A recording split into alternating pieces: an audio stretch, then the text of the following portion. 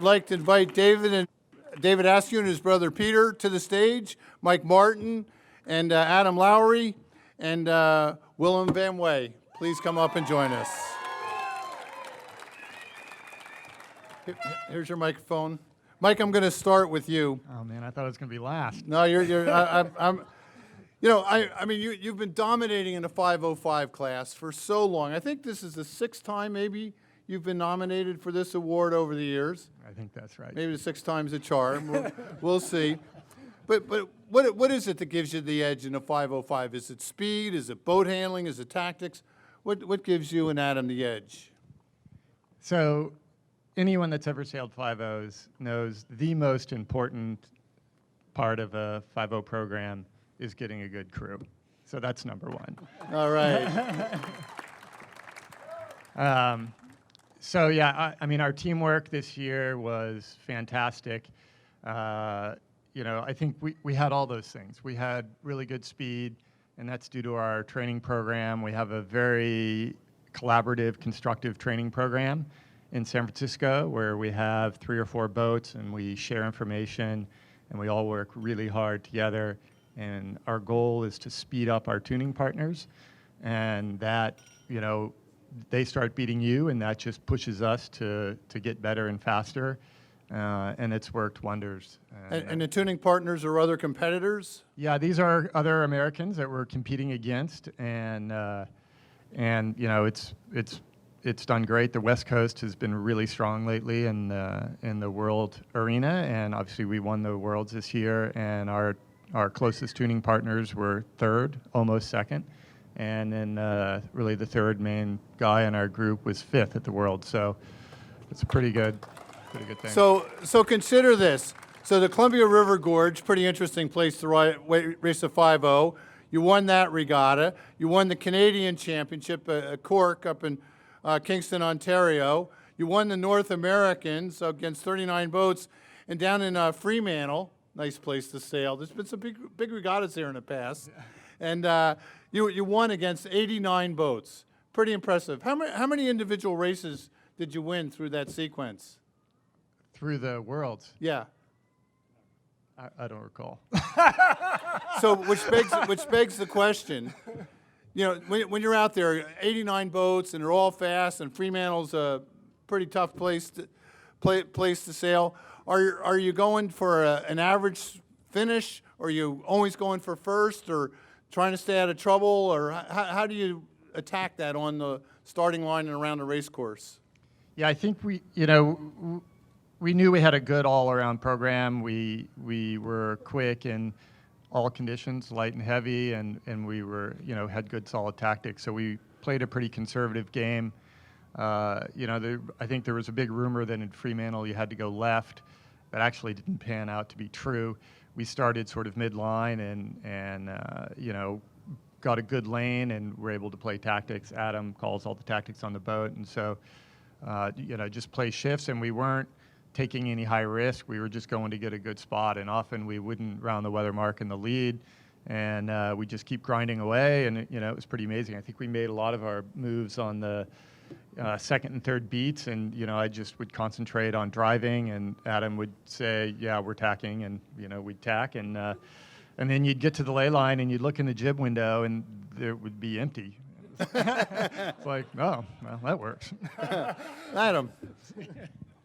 So when you call for attack, he listens and the helm goes over? Yeah, it does. Mike's being very kind, but it's very much a collaborative process, man. I think we've got a good thing going where I get a lot of input from Mike, but we've got a good division of labor where he can just focus on driving, and that's really important in a 5.0, and I can focus on getting us around the course. When you start winning regattas, do you find the competitors start ganging up on you as time goes on? The great thing about the 5.0 class is that doesn't happen at all. It's a really good group of men and women sailing the boats, and they're out there trying their hardest and going after each other, but there's none of that. I have a nightmare every now and then thinking back to the 505 Midwinters circa 1975. I had this great start right on the line, full speed, and I could still feel Sally Honey rolling over the top of me.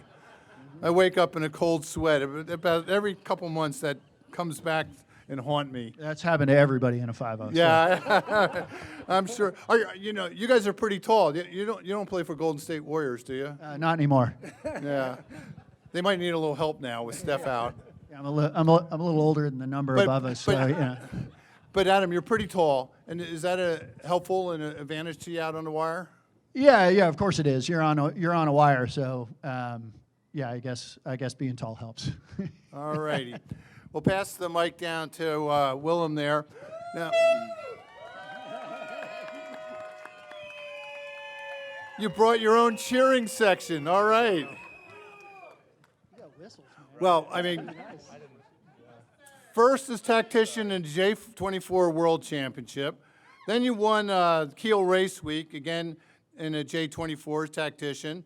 Then you won the District Championship, which is a pre-World Regatta in Miami. Then you shifted gears to the J70 Midwinters, won that. The Rolex Big Boat Series, J70 Tactician, won that. Won the Nude Regatta, won in Marblehead. I mean, there's a lot of sailing all over the world.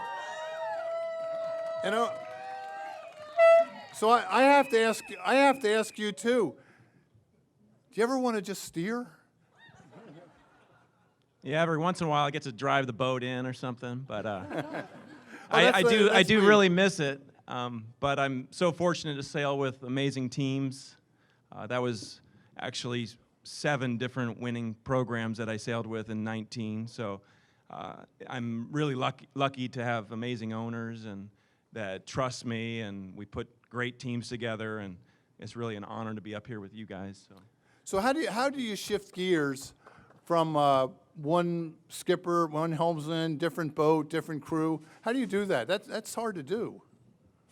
I mean, I've been professionally sailing keel boats, the kind of in the 20 to 30 to far 40s to J24s, J22s, all those little keel boats all my life. So it's pretty easy, I think. It's just what I do. So I get with the right people, we put the right team together,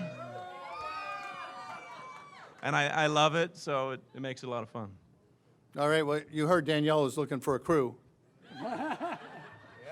So what about the J24 has been around, 1976, 77, and J70 is a little bit newer, and, very different boats. So how do you like the two boats? I mean, describe them to us. Well, the J24 is older, big Genoa, pretty brutal on the trimmer, trimming the big Genoa, then going downwind, and it seems like every time I go downwind in a J24, it's blowing 17 knots, and I'm like holding just tack the Genoa, and then it's like, okay, you're gonna do the guy and the sheet downwind, and it's fully loaded, and you're fighting for like 1 inch.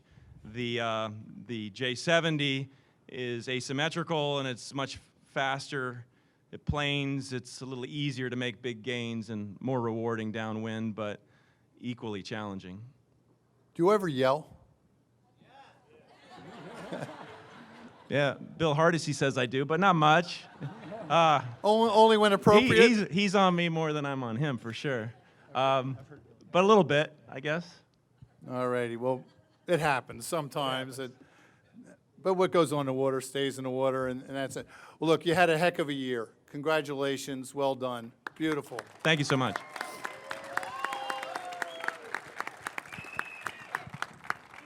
So I got to sail with these brothers a lot of years ago with Bill Martin in the Canada's Cup on the first Stars and Stripes that was out there, and they were young college kids. And now I'm reading, they win first overall in the Royal Ocean Racing Club's Caribbean 600, win first overall, 333 boats, first overall in the Rolex Fastnet race. They win the Transatlantic race.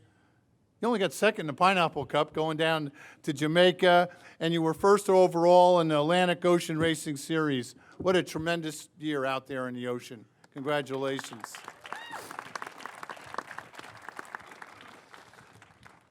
So here you are on this Volvo 70 going super fast, and I'm curious, Peter, I'll start with you. Do you ever throttle back a little bit? Do you slow it down, or do you just keep pressing to the metal? You had to go with that, didn't Yes, you? I did. We had a debate earlier in the night about that. Oh, it'll be good, I know. I don't believe that we throttle it back. Dave happens to think that we do. Boat's pretty powerful. So yeah, at times we will. How fast you go in that thing? About 26, 28 knots. And upwind, how fast are you going? About 12, 14. And what do you tack through? You're asking me too many questions, Gary. Hold on, I'll get to Dave here in a second. So you go 12 to 14 upwind, and you tack through 70, 75? Yeah, probably. Pretty cool. So Dave, how many crew are you guys racing with? It depends. We started off, the first race we did on the boat was a Sydney Hobart race. And how did that go? I think we had 15, 16 on the boat, and now we're sailing. Peter's doing the Tahiti race this summer, and they're sailing with 10. So When you say Tahiti race, just tell us what that is, from where to where. LA to Tahiti, and yeah, long race. But it just shows how we've become very comfortable with the boat, being able to sail, starting out with 16 and now being able to sail with 10. And, a couple of old guys, we have to participate. we don't just drive, we've got to do everything else that everybody else does. And as so well. what are some of the other things that you do on the boat other than drive? And write checks. Well, yeah, we make all our own food for one thing. We feed ourselves. That's kind of interesting. No, but we really there's parts of the boat that they keep us away from. Believe me, because we could get hurt. But we participate in everything that goes on. So tell us some of the key members of your crew that you raced with in the past year. Well, Charlie Enright and his right-hand guy, Mark Towell, are sort of have been the sort of the core of our group, and have really helped in organizing the whole crew. But Richard Clark, I'll forget a lot of people. Pete, chime in. Yeah, Phil Harmer, John Von Schwartz. Who else?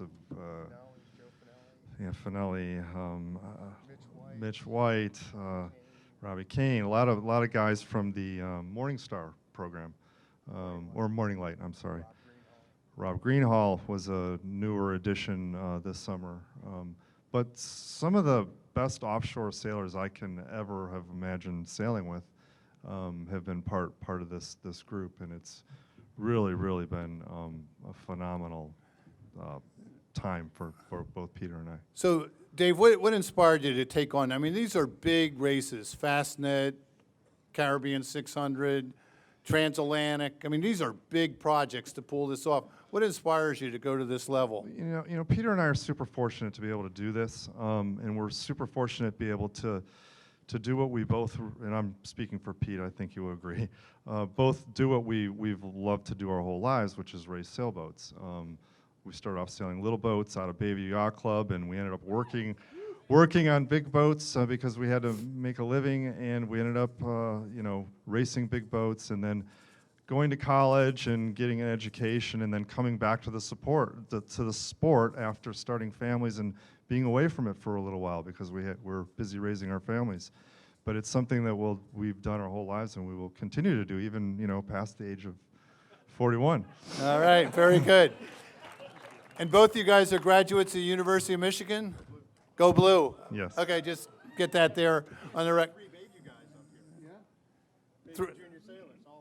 Use the microphone and tell us that. Adam and Dave and I are all Bayview Junior Sailing graduates.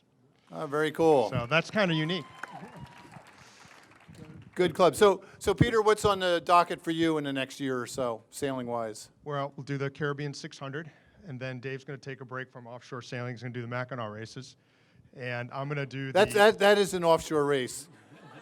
There's two MAC races, only like 100 and what, There's 50 one where miles? there's no wind and a billion flies that attack you, and the other where it comes out of the north and it's cold, and somebody tells you to put on everything you got, and you're already wearing everything you got. That's why I'll be sailing to Tahiti. Yeah.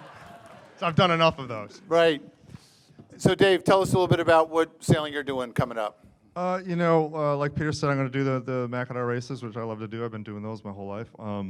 But I've also been sailing a lot with my wife, who's gotten involved in this Melgus 37 New York Yacht Club IC 37 fleet, and she's got one of those boats, and she's busy racing it, and she invites me along every once in a while, and I really enjoy doing that with her. All right, well, good luck with that. Good luck here with our announcement coming up. Thank you very much. Let's give them all a big hand.